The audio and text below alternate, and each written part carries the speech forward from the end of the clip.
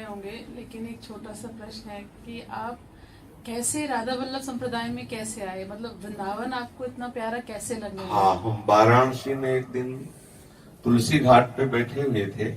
आज भी बहुत विशाल पीपल का वृक्ष है, वहां जाके कुछ देर आसन में बैठते थे। प्रातःकालीन बैठे हुए थे, एकदम स्फुरणा हुई, कैसा होगा वृंदावन।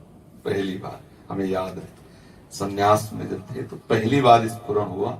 भगवान महादेव जी की कृपा से, भगवान शिव जिस पर कृपा करते हैं, वो प्रिया प्रीतम के चरणारविंद की भक्ति देते हैं। तो मेरे हृदय में स्फुरण हुआ, कैसा होगा वृंदावन। पहला हमें पूर्ण याद, क्योंकि पूर्ण एकाग्र थे, हमने ध्यान नहीं दिया। दूसरे दिन वही हम ध्यान में बैठ, नित्य प्रति का नियम था कि वहां ध्यान करना है, वहां बैठ के भिखारियों के बीच में जो मिल जाए उससे लेके फिर एकांतवास करना 24 घंटे। 24 घंटे में एक बार भिखारी जहां से बैठते थे ना घाटों में, वहां एक बार बैठते थे। तो और वो भी 5, 6, 10 मिनट में, अगर कोई आया तो दिया, नहीं तो चले गए, गंगा जल भर के पी लिया। ऐसा कई कई दिन, मतलब कभी कभी किसी को रोटी खाते देखते तो मन कहता बड़ा भाग्यशाली से रोटी मिल रही, ऐसी स्थिति थी। तो तुलसी घाट में एक संत आए हमारे पास और उन्होंने कहा कि भाई जी श्री हनुमान प्रसाद पोद्दार जी का अंध विश्वविद्यालय बहुत बड़ा है काशी में, तो उसमें रासलीला श्री राम शर्माचार्य जी की, दिन में चैतन्य लीला और रात्रि में रासलीला हो रही, प्रारंभ भी हुई थी। तो उन्होंने कहा महात्मा चलो दर्शन करने रासलीला। तो हमने गांव में रामलीला देखी थी, कभी रासलीला नहीं देखी थी। तो हम समझते थे जैसे गांव में रामलीला का एक रात्रि भर प्रोग्राम होता है, ऐसा कोई प्रोग्राम होगा। तो हमने कहा नहीं, हमें आवश्यकता नहीं है। उन्होंने कहा अरे वृंदावन से लीला आई देख। हम कहा हमें आवश्यकता नहीं, आप हमें क्यों छेड़ रहे हैं, आप जाइए, आप अपना देखिए जाए। वो एक बार मान करके चले जाए, इतना हट। तो हमें लगा कि महादेव जी की कोई इच्छा है, तो उनके साथ चले गए। ऐसे ही मतलब उनकी प्रसन्नता। और जब वहां गए तो स्वामी जी महाराज को हम गुरु रूप से देखते हैं। स्वामी जी महाराज रोज जो आते हैं, तो स्वामी जी महाराज उस समय चैतन्य लीला प्रारंभ किए थे, दिन का समय था, रात्रि के रासलीला महात्मा को कहना नहीं पड़ा। 1 महीना रासलीला और चैतन्य लीला देखने के बाद तो हाहाकार मच गया, क्योंकि पवित्र अंतःकरण था। तो एकदम बस लगा जिएंगे कैसे, बस अंदर से आया कि जिएंगे कैसे। तो लगा कि इनकी रासलीला होती रहती होगी बराबर, तो अगर ये हमें अपने साथ रख ले तो इनकी हम सेवा करेंगे, रोज रासलीला देखने को मिलेगी। तो स्वामी जी को साष्टांग दंडवत किया और कहा और हमारे पास कभी 1 पैसा नहीं कुछ है, तो हम काम गरीब बाबा जी आप अपने पास रख लो। अरे नहीं बाबा ऐसा, हम काम रासलीला देखना चाहते हैं। तो उनके मुख से निकला कि तू एक बार वृंदावन आ जा, ऐसे बोले बाबा तू एक बार वृंदावन आ जा, बिहारी जी तुझे छोड़ेंगे नहीं। हम ये गुरु मंत्र उनका मानते हैं कि उन्होंने हमें ये गुरु मंत्र दिया, बस लगन लग गई, अब वृंदावन जाना है, वृंदावन जाना। पहले स्फुरण हुआ कैसा होगा वृंदावन, फिर रासलीला, फिर अब वृंदावन जाना है। तो मामा जी के शिष्य युगल किशोर नाम है उनका, तो वहीं हम नित्य ध्यान में जब बैठते तो संकट मोचन का प्रसाद लेकर एक दिन आए। उनका बाबा ले लो, तो हम ऐसे नहीं लेते थे, क्यों दे रहे हो। उनका अंदर से प्रेरणा हुई, क्यों प्रेरणा, हमें को क्यों प्रेरणा हुई, बहुत लोग हैं दे आओ। बोले नहीं नहीं आपको ही प्रेरणा हुई है, तो संकट मोचन का प्रसाद है आप लीजिए। जब देख लिया कि निष्काम है तो उनका रख दो, पर अच्छा था प्रसाद, मतलब काफी। तो जब प्रसाद पाया, गंगा जल कमंडल में रखते थे, पास ही रहता था कमंडल, झोला सब साथ पास, बुढ़िया बिस्तर मकान सब पास। तो उन्होंने कहा हमारी कुटिया, हम कहा नहीं हमारा नियम, हम किसी गृहस्थ के दरवाजे नहीं जाते, आकाश वृत्ति से जो हमें मिल जाता है उससे। बोले नहीं नहीं हम गृहस्थ नहीं, हम भी बाबा जी हैं। सफेद वस्त्र में थे। पहले हमारी धारणा थी कि सन्यास ही बाबा जी है, जो ऐसे गृह, तो हम उन्हें गृहस्थ ही समझते थे, क्योंकि इस संप्रदाय का हमें ज्ञान नहीं था। तो फिर वो अपनी कुटिया ले गए और वहां पे दाल रोटी बनाई और हमको खवाया। तो थोड़ा सा प्रेम जैसा उनका लगा। हमने कहा हमें वृंदावन पहुंचा सकते हो, क्योंकि वही थोड़ा अपनापन किए। उनका वृंदावन, बोले हाँ बाबा पहुंचा सकते हैं, कब चलना चाहते हो, उनका जब ले चलो।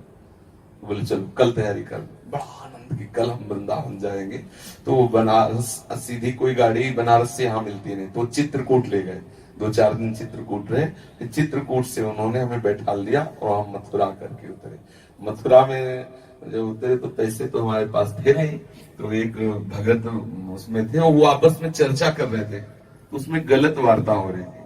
तो हमने कहा वैसे दो के बीच में नहीं बोलना चाहिए, पर आप लोग ठीक वार्ता नहीं कर रहे। शास्त्र के अनुसार यदि वार्ता हो तो उसमें सुख मिलता है, नहीं तो ऐसे आपस में राग द्वेष क्लेश होने की संभावना है। तो दोनों चुप हो गए, हमारी तरफ देख रहे हैं। तो उस चर्चा को जब बड़े प्रभावित हुए, उन्होंने कुछ रुपए निकाले, हम कहा नहीं रुपए नहीं चाहिए। तो बोले आप कहाँ जा रहे हो? उनका वृंदावन। वृंदावन में काम है, उनका कुछ पता नहीं हमें। तो बोले चलो आज मथुरा में रुक जाओ, हमारे यहाँ हम गेस्ट हाउस में रुकेंगे। तो उस गेस्ट हाउस में लिखा था राधे श्याम गेस्ट हाउस, हमें ध्यान है। तो उन्होंने हमें गेट में बैठा लिया, यहाँ बैठो। बोले हम अंदर से बुला लें, वो आए नहीं बुलाने। अब रात्रि में वो वैसे बैठे थे, तो एक लोटा लिए, पान खाए हुए गोरे से पुरुष निकले। कैसे बाबा बैठे हो? जय श्री कृष्ण। अच्छा लगा, कोई भगवान नाम उच्चारण किया। कैसे बैठे हो? तो उनको ऐसे सारांश में बताया। अरे बोले आओ, अपने घर ले गए। इतने सुंदर सुंदर पदार्थ पवाए रात्रि के 11:30-12 बजे कि बनारस में तो हमने देखा भी नहीं होगा, क्योंकि यहाँ का रंगीला छबीला ठाकुर बढ़िया भोग पवाए, खूब चक, और एक कंबल दिया नया और कहा आप इसको ओढ़ के सोए। हल्का सा सर्दी का समय था, तो हम कहा नहीं, कंबल की आवश्यकता नहीं है, हम सुबह यहाँ से निकल जाएंगे। बाहर बारंडे में बैठे रहे, फिर स्नान किया यमुना जी में सुबह जाके, और मथुरा जन्म पहली बार केशव देव के दर्शन किए। जे भी सामने दर्शन किए तो चिल्ला के रोना आया, क्योंकि उन्हीं के लिए आए थे ना।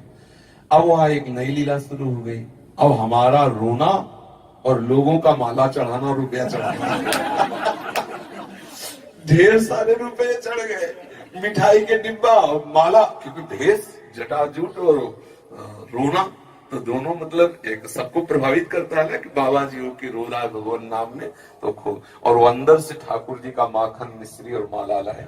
इतने में एक आदमी ने कहा कि बाबा हमारी इच्छा है आपकी सेवा करें, तो आपको छा गया, हम कहा हमें वृंदावन जाना है।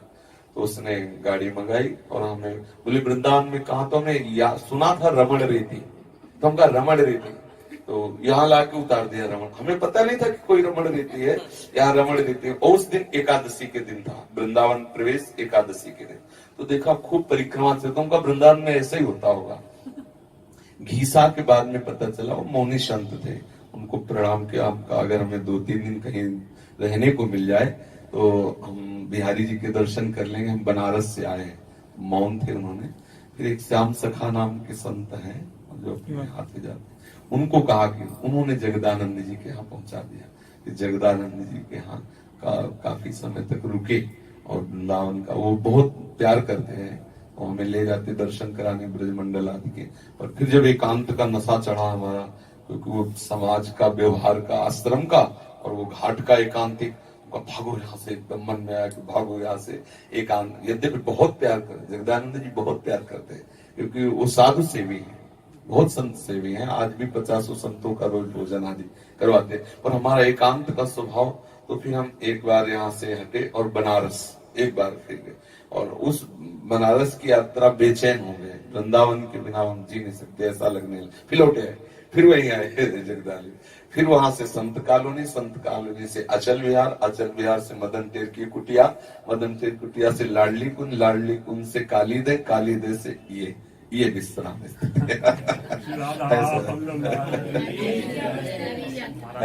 क्या अवस्था थी उस समय?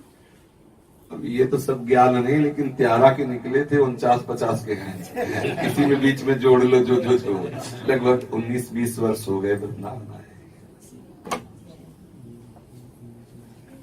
तो हमने तो वृंदावन में परिक्रमा हमने बहुत, हम 10-12 साल परिक्रमा लगाई हमने रोज, लेकिन हमने कभी आपका नाम नहीं सुना। कई बजे लगाए? हम 4 बजे, 4:45 बजे से यहाँ से निकलते थे, 4:45 बजे, यहीं पास में ही हमारा। 3 बजे से चतुरासी जी शुरू करते थे। पूरे वृंदावन में चतुरासी जी का गान करते हुए लगाते थे। तो ऐसे परिक्रमा वाले सब जानते हैं, परिक्रमा में मिलते थे। हाँ, आप लोग सब परिक्रमा में, तो परिक्रमा से जोई प्यारो जो प्रभु कृपा है। हमारी अवस्था 55 साल हो गई, मथुरा में रहने 32 साल थे, और हमारा बेटा है 28 साल का। वो आपके 8 साल पहले से आपके जुड़ गया, और उसने हमको बताया। और वो मथुरा में पढ़ता था, उसने हमको बताया, हमें कभी नहीं हुआ। बस जैसे आपके प्रभु मिलाते हैं। अच्छा, राधा